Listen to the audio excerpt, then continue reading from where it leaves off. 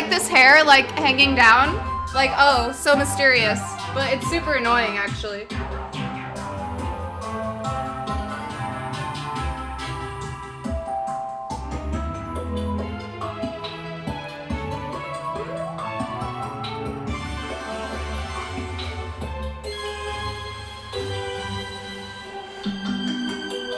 Yeah.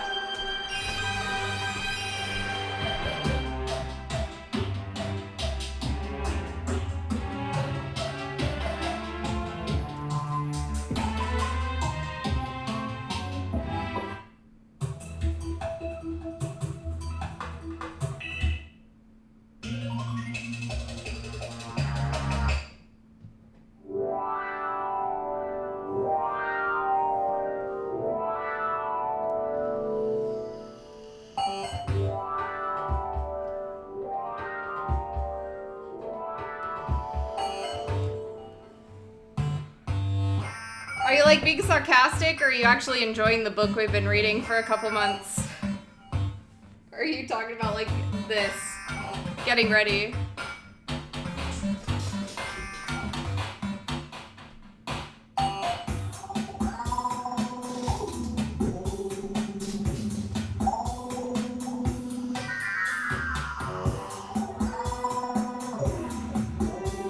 Alright, I'll be right back while this ridiculous music plays. That's lovely.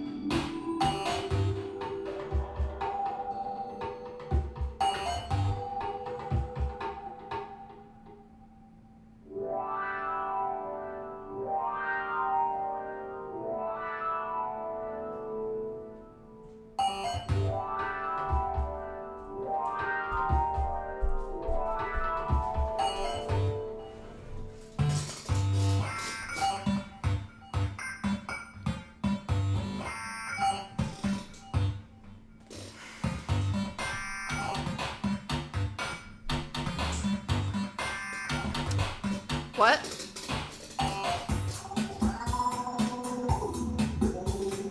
Hello.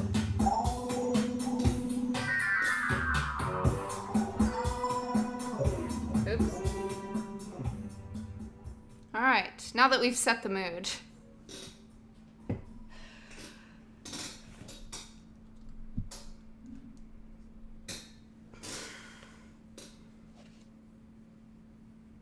Welcome to Monday Book Club.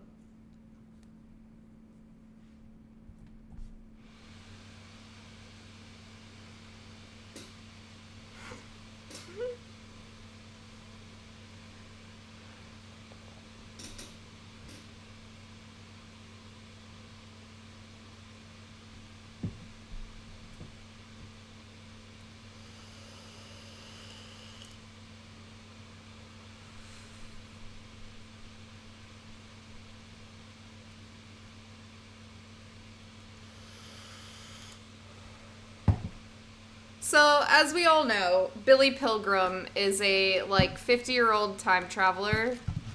Wait, how old is he? I need to... it's in the beginning of the book, but I always forget.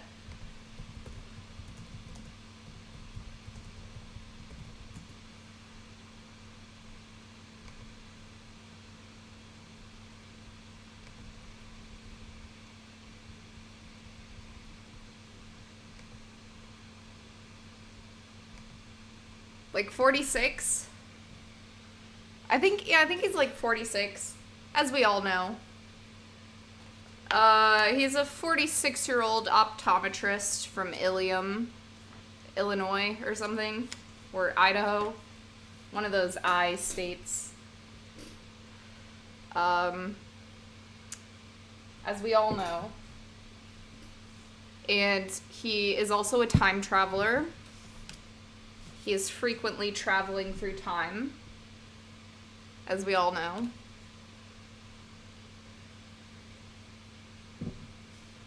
And his whole family thinks he's crazy, but he spends most of his time, like, being lost in the sauce of time and space. So, who's to say?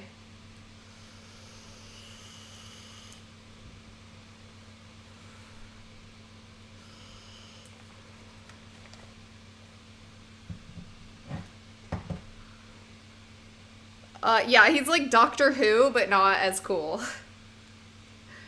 And he travels throughout his life. Like, he is 46 one day. The next day, he'll be 22. The next day, he'll be 19. The next day, he'll be 35. And that's what the book's about. He was a prisoner of war in World War II.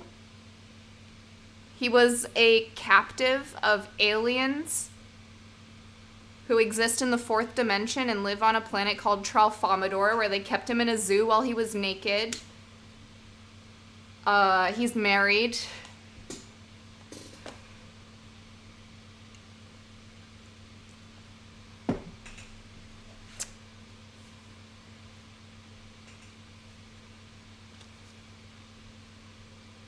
He's married with Merbles. They have like 3 kids or something.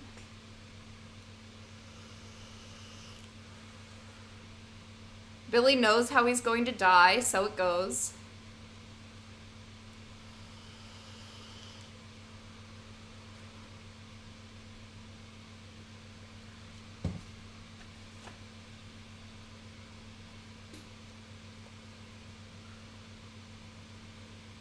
So it crows. Caw. Wait. Caw. Lionel Merble.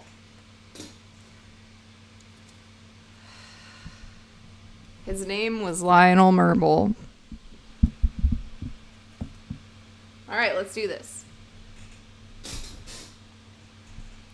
Chapter 9. Here is how Billy Pilgrim lost his wife, Valencia. Valencia Merble. Sorry, my hair is bothering me. The hair war is fierce today. Not in like a OMG fierce. Not in that way. Okay. Here is how Billy Pilgrim lost his wife, Valencia. He was unconscious in the hospital in Vermont after... Oh yeah, he was in an airplane crash. So many details. He was in an airplane crash and he was the only survivor. Which is not the only time he's been the only survivor. If you know what I mean. He was unconscious in the hospital in Vermont after the airplane crashed on Sugarbush Mountain. And Valencia, having heard about the crash, was driving from Ilium to the hospital in the family Cadillac Eldorado Coupe de Ville. Valencia was hysterical because she had been told frankly that Billy might die, or that if he lived, he might be a vegetable. Valencia adored Billy. She was crying and yelping so hard as she drove that she missed the correct turnoff from the thruway. She applied her power brakes, and a Mercedes slammed into her from behind. Nobody was hurt, thank God, because both drivers were wearing seatbelts. Thank God, thank God. The Mercedes lost only a headlight, but the rear end of the Cadillac was a body and fender man's wet dream. The trunk and the fenders were collapsed. The gaping trunk looked like the mouth of a village idiot who was explaining that he didn't know anything about anything. The fenders shrugged. The bumper was at a high port. The bumper was at a high port arms. Reagan for president, a sticker on the bumper said. The back window was veined with cracks. The exhaust system rested on the pavement.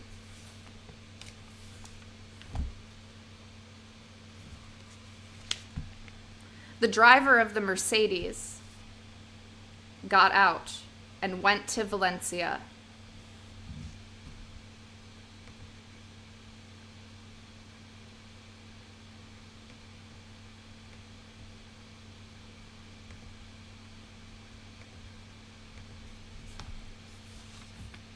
To find out if she was all right. She blabbed hysterically about Billy and the airplane crash, and then she put the car into gear and crossed the median, leaving her exhaust system behind. When she arrived at the hospital, people rushed to the windows to see what all the noise was. The Cadillac, with both mufflers gone, sounded like a heavy bomber coming in on a wing and a prayer. Valencia turned off the engine, but then she slumped against the steering wheel, and the horn brayed steadily. A doctor and a nurse ran out to find what the trouble was. Poor Valencia was unconscious, overcome by carbon monoxide. She was a heavenly azure. 1 hour later, she was dead. So it goes.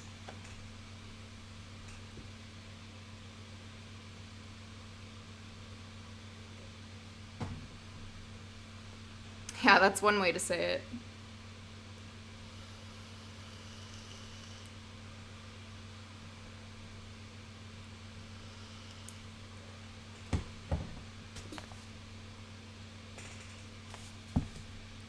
Billy knew nothing about it. He dreamed on and traveled in time and so forth. The hospital was so crowded that Billy couldn't have a room to himself. He shared a room with a Harvard history professor named Bertrand Copeland Rumford.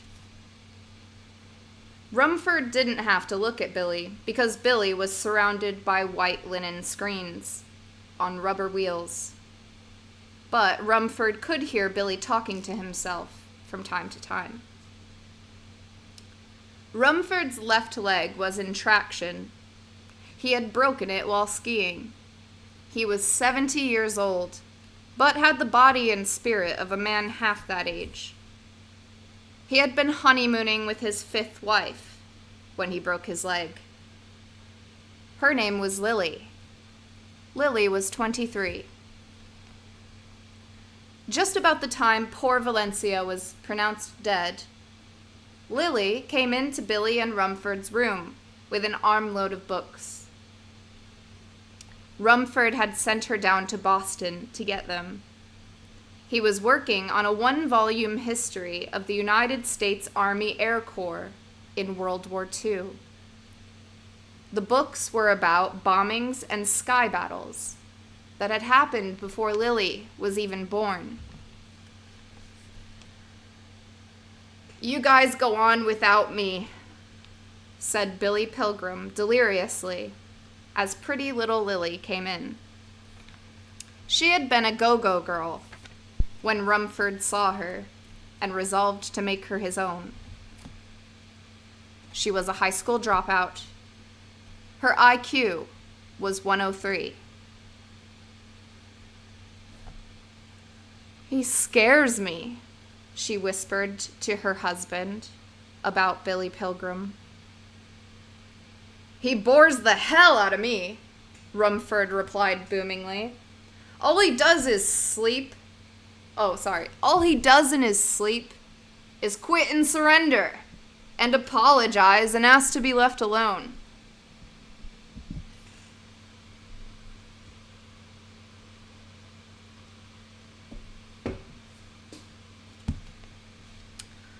He scares me," she whispered to her husband about Billy Pilgrim, our main character, of course. "Well, he bores the hell out of me," Rumford replied boomingly. All he does in his sleep is quit and surrender and apologize and ask to be left alone." Rumford was a retired brigadier general in the Air Force Reserve. The official Air Force historian, a full professor, the author of 26 books, a multi-millionaire since birth, and one of the great competitive sailors of the time.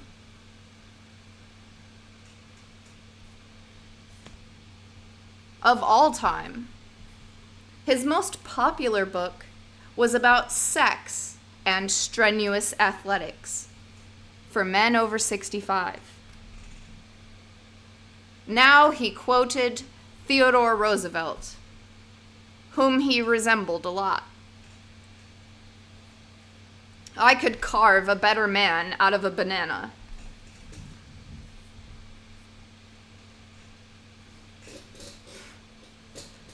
One of the things Rumford had told Lily to get in Boston was a copy of President Harry S. Truman's announcement to the world that an atomic bomb had been dropped on Hiroshima. She had a Xerox of it, and Rumford asked her if she had read it. No. She didn't read well, which was one of the reasons she had dropped out of high school. Rumford ordered her to sit down and read the Truman Statement now. He didn't know that she couldn't read much. He knew very little about her, except that she was one more public demonstration that he was Superman. A Superman. So Lily sat down and pretended to read the Truman thing, which went like this. Oh, wow. It's happened to me for the first time in my life. I have used the past tense of read. I've used the past tense of read at the wrong moment in a sentence. This has literally never happened to me before. Rumford ordered her to sit down and read. No. Rumford ordered her to sit down and read the Truman Statement now. He didn't know that she couldn't read much. He knew very little about her, except that she was one more public demonstration that he was a Superman. So Lily sat down and pretended to read the Truman thing, which went like this. Sorry, did that hurt your ears? Am I speaking too loudly?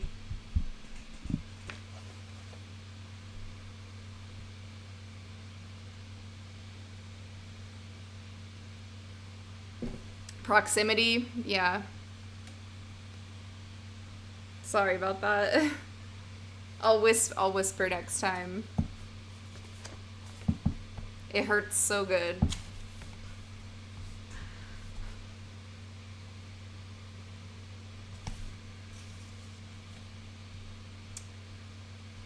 So Lily sat down and pretended to read the Truman thing, which went like this. 16 hours ago, an American airplane dropped one bomb on Hiroshima, an important Japanese military base. That bomb had more power than 20,000 tons of TNT. It had more than 2,000 times the blast power of the British Grand Slam, which is the largest bomb ever yet used in the history of warfare. The Japanese began the war from the air at Pearl Harbor. They have been repaid many-fold, and the end is not yet. With this bomb, we have now added a new and revolutionary increase in destruction to supplement the growing power of our armed forces. In their present form, these bombs are now in production, and even more powerful forms are in development. It is an atomic bomb. It is a harnessing of the basic power of the universe. The force from which the sun draws its power has been loosed against those who brought war to the Far East. Before 1939, it was the accepted belief of scientists that it was theoretically possible to release atomic energy, but nobody knew any practical method of doing it. By 1942, however, we knew that the Germans were working feverishly to find a way to add atomic energy to all other engines of war with which they hoped to enslave the world. But they failed. We may be grateful to Providence that the Germans got the V1s and V2s late and in limited quantities, and even more grateful that they did not get the atomic bomb at all. The Battle of the Laboratories held fateful risks for us as well as the battles. The battles of the laboratories held fateful risks for us as well as the battles. Oh my God. I can read. I can do this. The Battle of the Laboratories held fateful risks for us, as well as the battles of the air, land, and sea. And we have now won the Battle of the Laboratories, as we have won the other battles. We are now prepared to obliterate, more rapidly and completely, every productive enterprise the Japanese have above ground in any city, said Harry Truman. We shall destroy their docks, their factories, and their communications. Let there be no mistake. We shall completely destroy Japan's power to make war. It was to spare, and so on.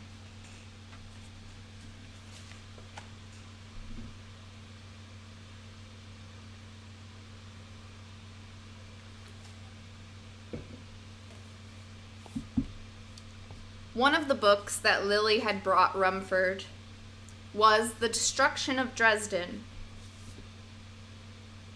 The Destruction of Dresden by an Englishman named David Irving.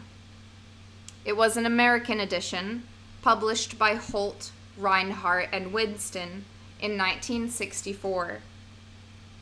What Rumford wanted from it were portions of the forewords by his friends.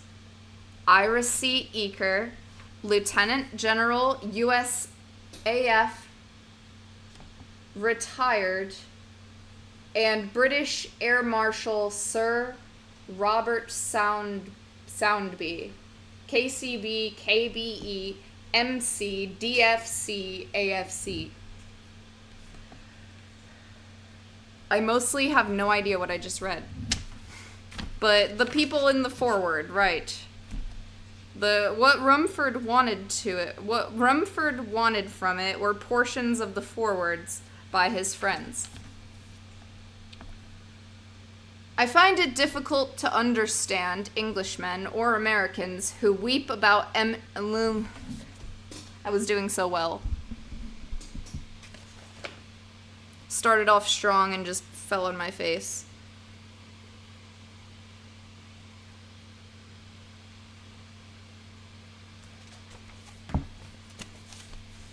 I find it difficult to understand Englishmen or Americans who weep about enemy civilians who were killed, but who have not shed a tear for our gallant crews lost in combat with a cruel enemy, wrote his friend General Eaker in part.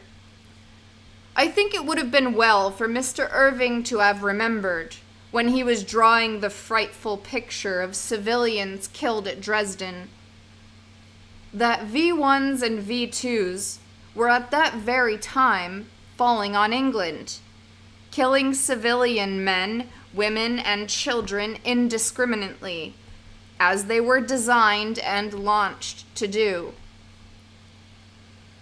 It might be well to remember Buchenwald and Coventry, too. Eaker's foreword ended this way.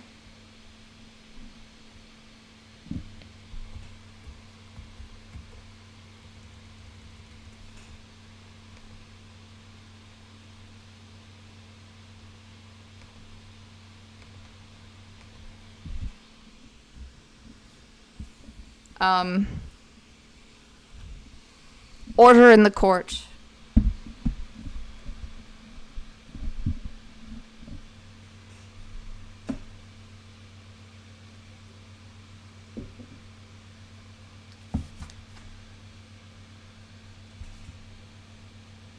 Eaker's foreword ended this way. I deeply regret that the British and U.S. bombers...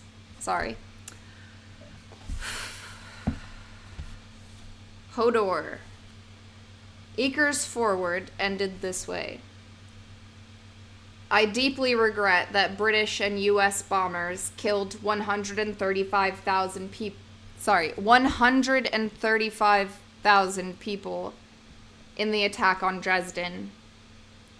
But I remember who started the last war, and I regret even more the loss of more than 5 million Allied lives in the necessary effort to completely defeat and utterly destroy Nazism.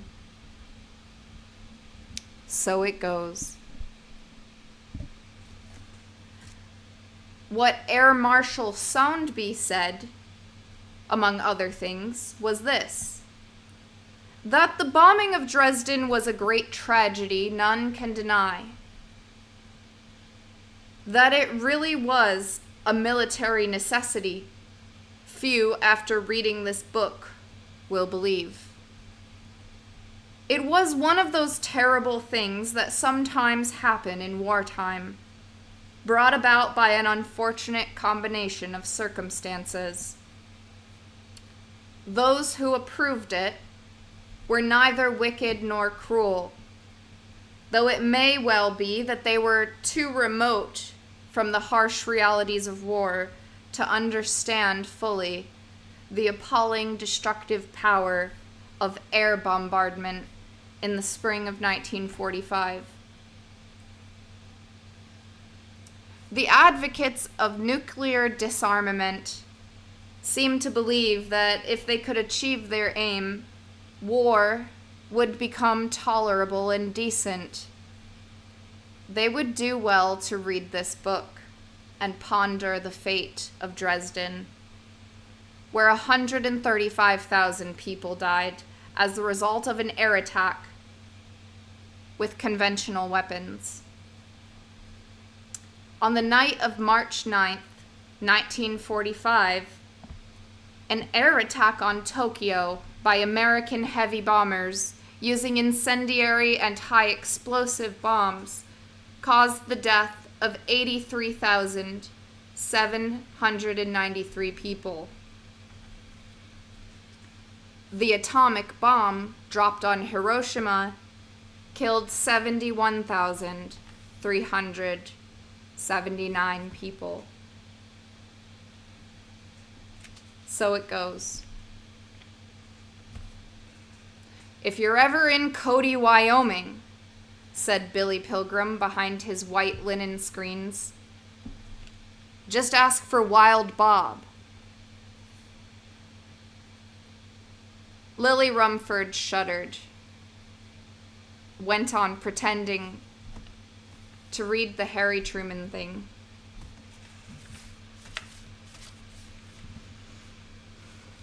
Billy's daughter, Barbara, came in later that day. She was all doped up, had the same glassy-eyed look that poor old Edgar Derby wore just before he was shot in Dresden. Doctors had given her pills so she could continue to function, even though her father was broken and her mother was dead. So it goes. She was accompanied by a doctor and a nurse. Her brother, Robert, was flying home from a battlefield in Vietnam. "Daddy?" she said tentatively. "Daddy?" But Billy was 10 years away, back in 1958. He was examining the eyes of a young male Mongolian idiot in order to prescribe corrective lenses. The idiot's mother was there, acting as interpreter. "How many dots do you see?" Billy Pilgrim asked him. And then Billy traveled in time to when he was 16 years old. In the waiting room of a doctor. Billy had an infected thumb. There was only one other patient waiting, an old man. The old man was in agony because of gas. He farted tremendously, and then he belched. "Excuse me," he said to Billy. And then he did it again. "Oh, God," he said. "I knew it was going to be bad getting old." He shook his head. "I didn't know it was going to be this bad." Billy Pilgrim opened his eyes in the hospital in Vermont. Did not know where he was. Watching him was his son, Robert. Robert was wearing the uniform of the famous Green Berets. Robert's hair was short, was wheat-colored, bristles. Robert was clean and neat. He was decorated with a purple heart and a silver star and a bronze star with 2 clusters. This was a boy who had flunked out of high school, who had been an alcoholic at 16, who had run with a rotten bunch of kids, who had been arrested for tipping over hundreds of tombstones in a Catholic cemetery one time. He was all straightened out now. His posture was wonderful, and his shoes were shined, and his trousers were pressed, and he was a leader of men. "Dad?" Billy Pilgrim closed his eyes again.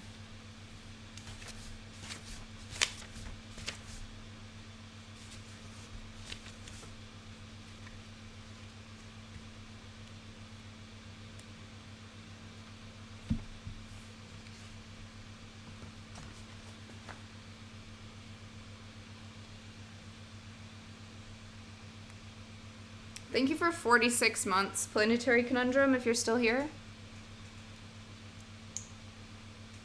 William Pilgrim. Wow, I actually never thought about the fact that his name is William.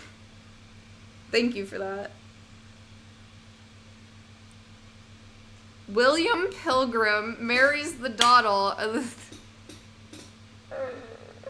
William Pilgrim marries the daughter of Lionel Merble.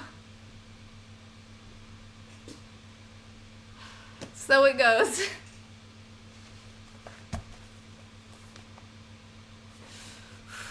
It's not that funny. It's really not. It's not funny. Fuck, I just dropped the book. So it crows.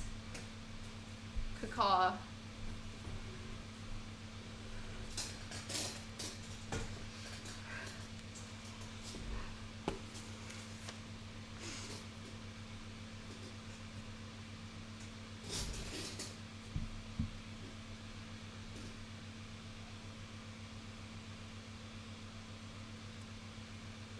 Do not tell me that his middle name starts with P, because Lionel P. Merble is literally going to make me pee. I will literally pee my pants, okay? So that's not his middle name. That's not his initial at all. Also, I am going to pee now.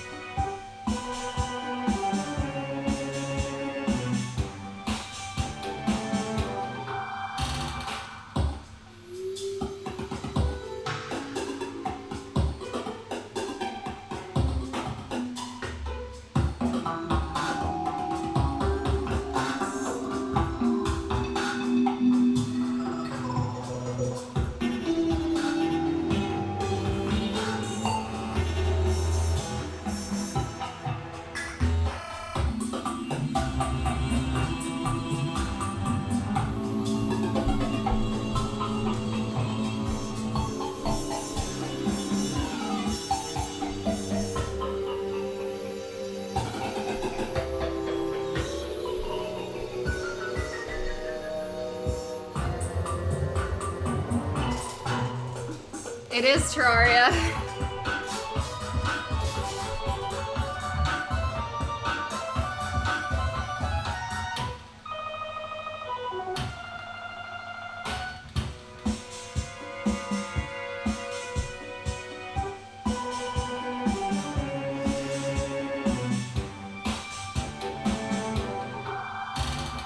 Yeah, I'm going for the music, the video game music hack.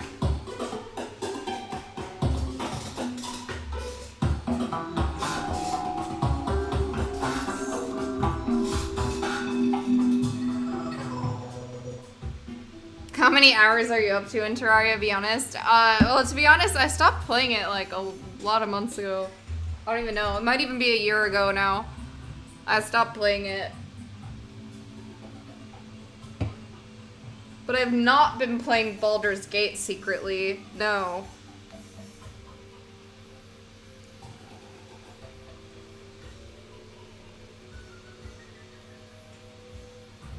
I have to pee when she does. What's happened to me? Look, we're synced. We're like moon sisters.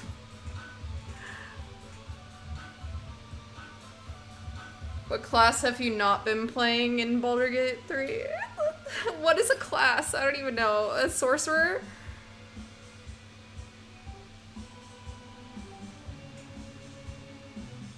I couldn't be a wizard. That's too obvious, you know?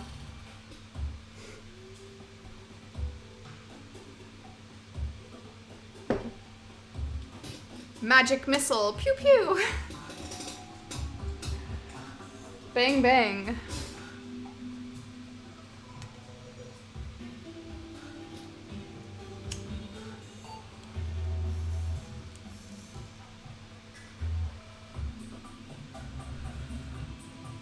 Tiefling sorcerer.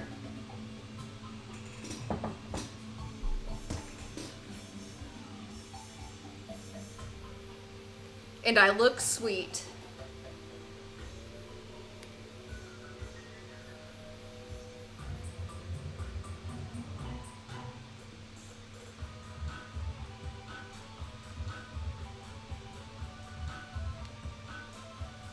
Our favorite double uwu. For real, tieflings are awesome.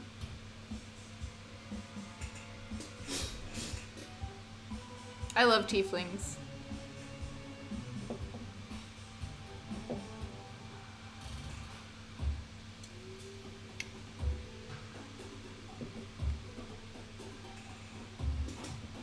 It might be kind of basic, but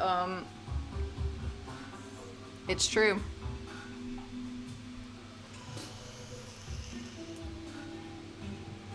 You're a gnome bard who looks like Rick James. Okay, what, you know, it's you create whatever you want. That's the fun part. Hello, Snoopy Doo.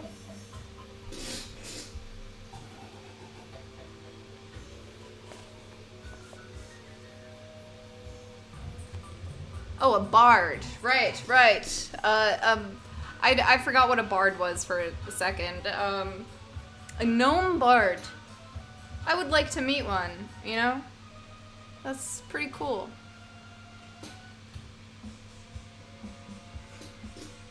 So the Travelocity gnome, basically.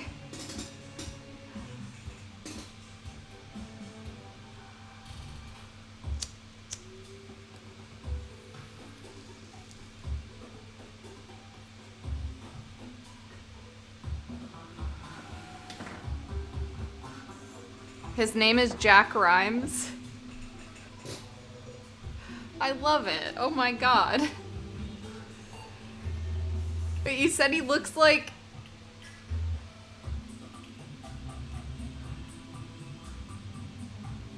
Rick James.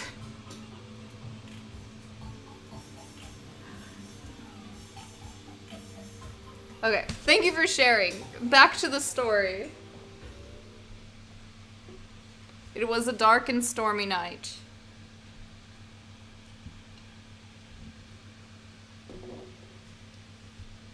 Wow. I'm so impressed.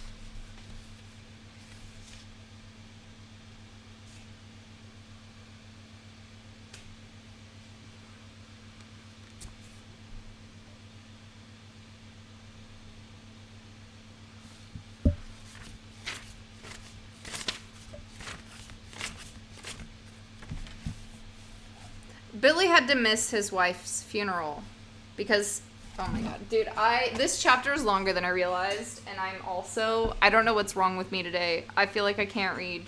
I don't know why this is happening.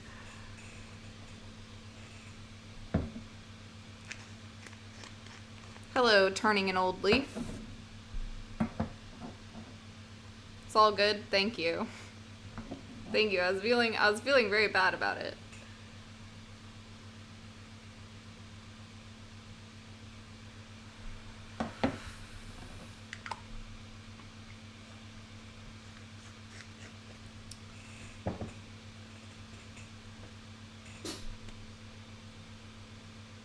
Your feelings betray you, young Jedi. God, you're so wise, chat. Wise. Beyond your years.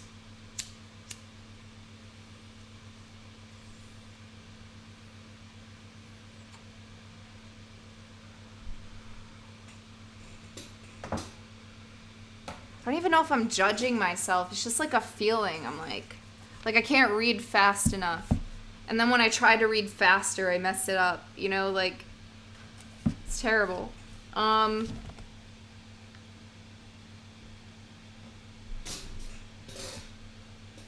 Read slower, but the chapter's longer than I thought. So now it's like a treadmill. I'm never getting closer.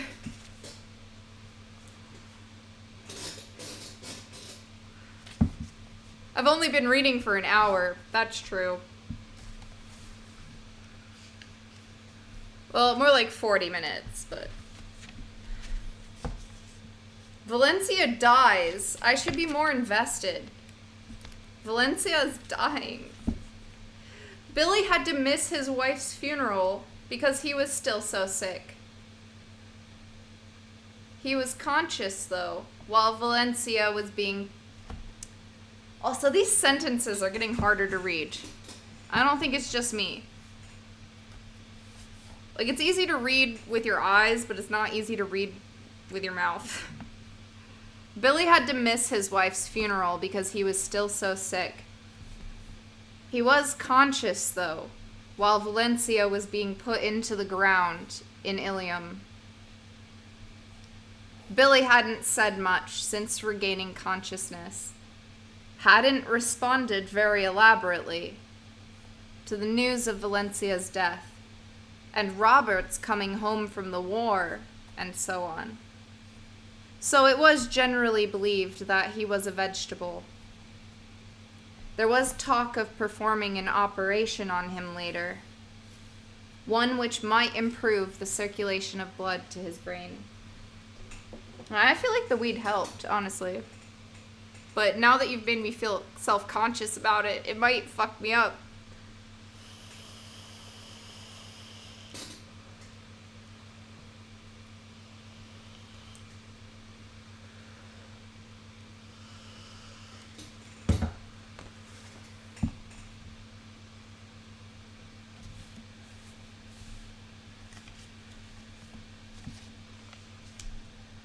Actually, Billy's outward listlessness.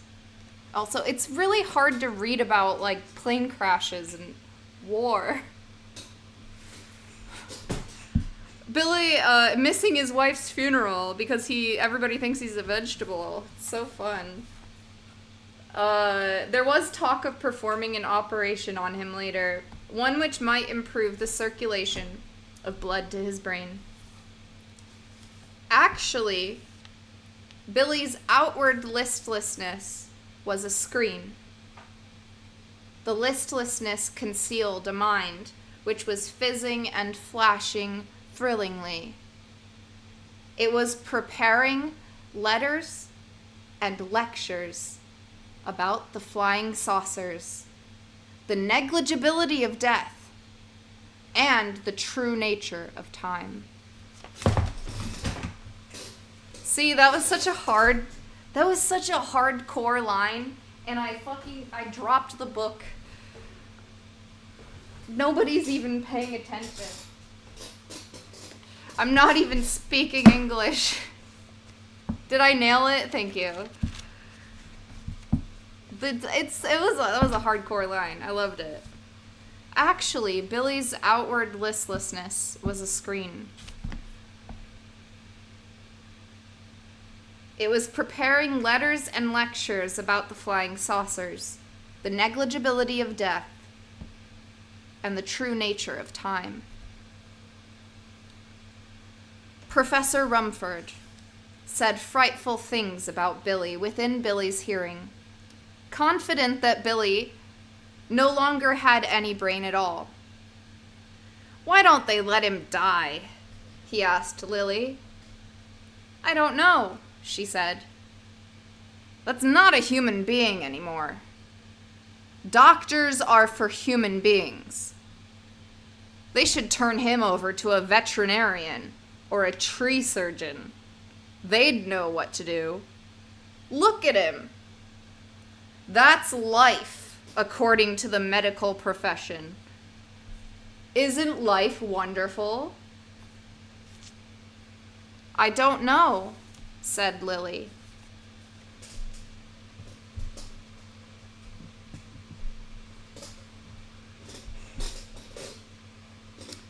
Rumford talked to Lily about the bombing of Dresden one time, and Billy heard it all. Rumford had a problem about Dresden.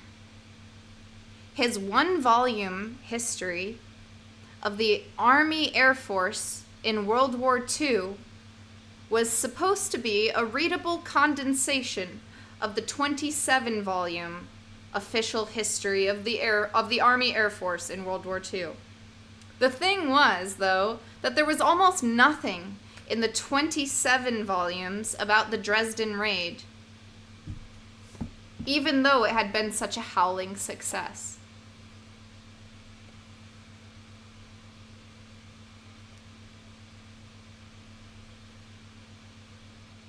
Very good, turning an old leaf.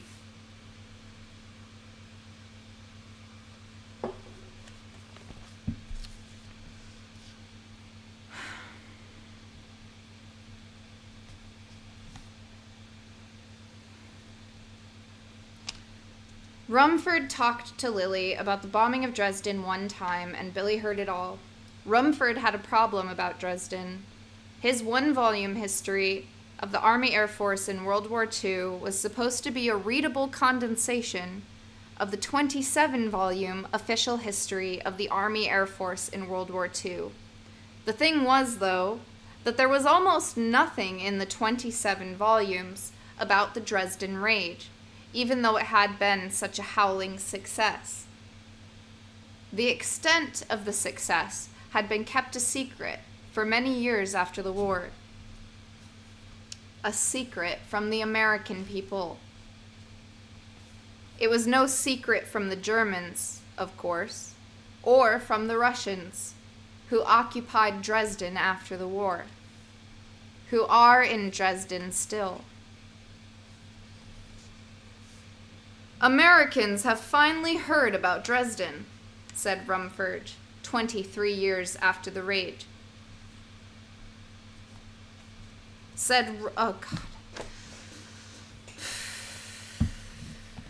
Americans have finally heard about Dresden, said Rumford, 23 years after the raid. A lot of them know now how much worse it was than Hiroshima. So I've got to put something about it in my book. From the official Air Force standpoint, it'll all be new. Why would they keep it a secret so long? Said Lily. For fear that a lot of bleeding hearts, said Rumford, might not think it was such a wonderful thing to do. It was now that Billy Pilgrim spoke up intelligently. I was there, he said.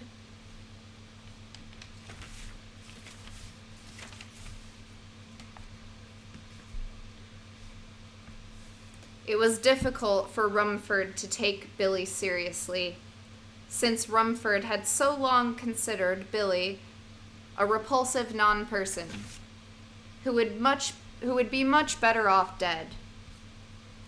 Now, with Billy speaking clearly and to the point,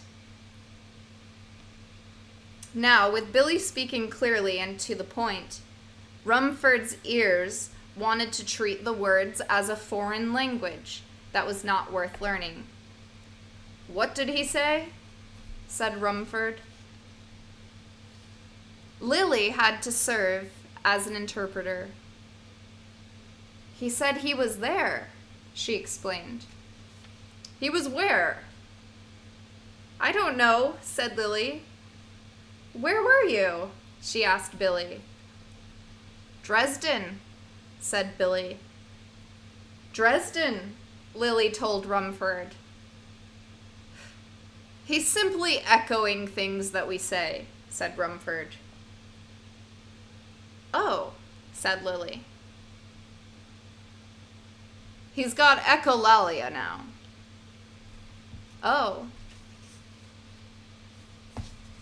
Echolalia is a mental disease which makes people immediately repeat things that, well, people around them say.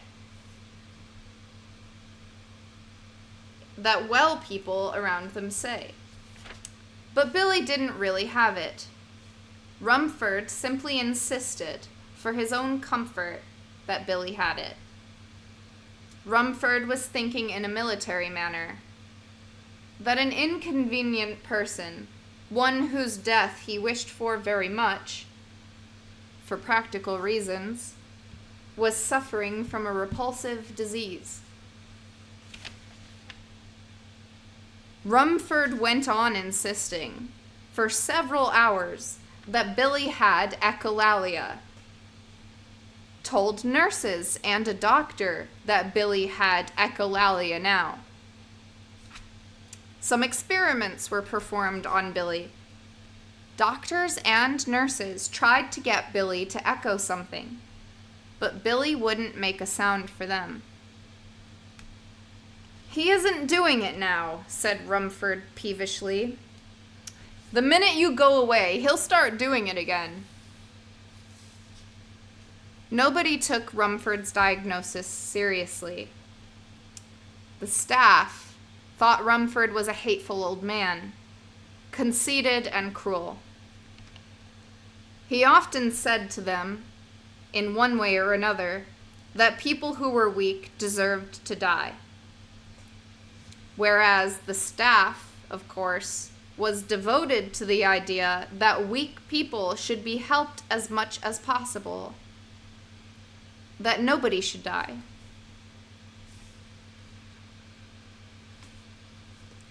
There in the hospital, Billy was having an adventure, very common among people without power in time of war.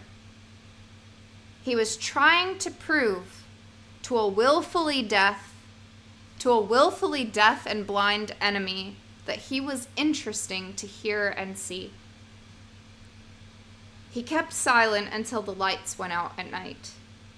And then, when there had been a long period of silence, containing nothing to echo, he said to Rumford, "I was in Dresden when it was bombed.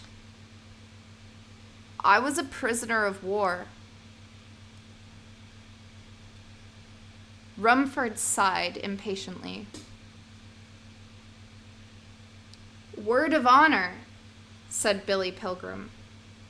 "Do you believe me?" "Must we talk about it now?" said Rumford. He had heard, but he didn't believe. "We don't ever have to talk about it," said Billy. "I just want you to know, I was there."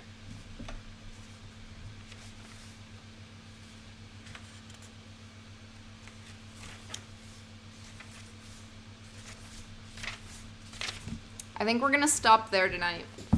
And next Monday, I will be finishing the book. Or I'll finish chapter 9, and then I'll finish the book in 2 weeks. Aren't I great? Thank you, everybody.